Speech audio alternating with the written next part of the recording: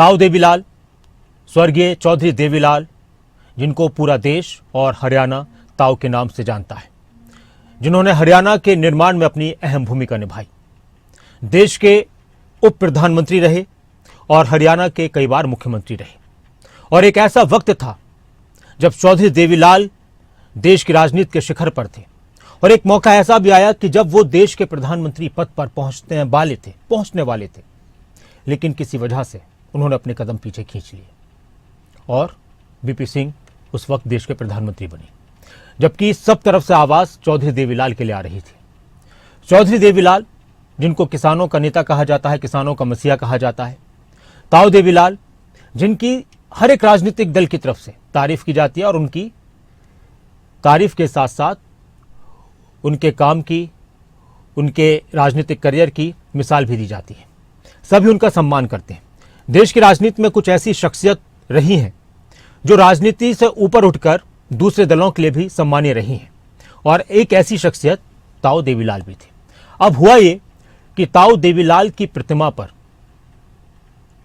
एक लड़का चढ़ गया चप्पलों के साथ, और वहां वो रील बनाने लगा। ये होली के दिन का वाकया है। जैसा ही वीडियो वायरल हुआ, इस पर तुरंत जेजेपी की तरफ से, दिग्विजय चौटाला की तरफ से आपत्ति दर्ज की गई और उन्होंने शिकायत दर्ज कराई। मामला तूल पकड़ने लगा। इनेलो की तरफ से भी विरोध की बातें आई, शिकायत आई, और चौधरी रणजीत सिंह, जो हरियाणा के पूर्व कैबिनेट मंत्री रहे हैं और ताऊ देवीलाल के छोटे बेटे हैं, उनकी तरफ से भी इस पर बयान दिया गया कि कड़ी से कड़ी कार्रवाई होनी चाहिए।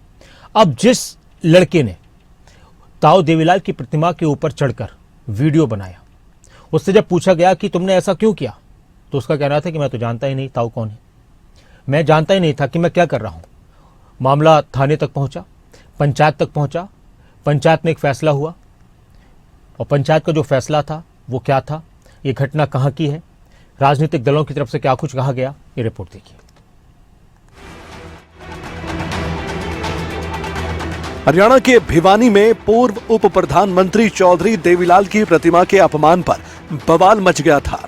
ये मामला भिवानी के गांव धनाना में सामने आया था। यहां एक युवक ने प्रतिमा के ऊपर चढ़कर रील बनाई। रील में एक युवक प्रतिमा के कंधे पर चढ़कर नाचता दिखाई दिया।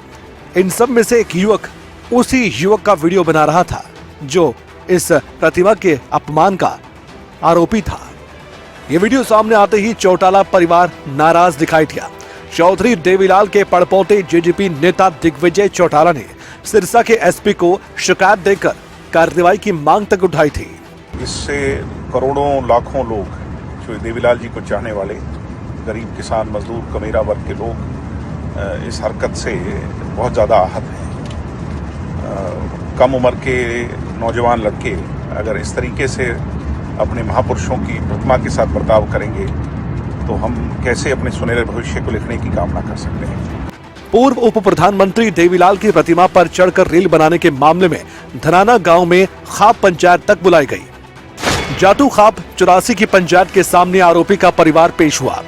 रील बनाने वाले युवक ने परिवार समेत हाथ जोड़कर माफी मांगी।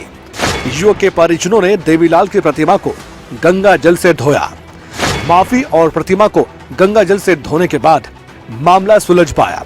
दिग्विजय चौटाला ने भी अपनी शिकायत वापस ले ली और इन्होंने माफी मांग ली रही आपने गंगा जल से धुआ करके।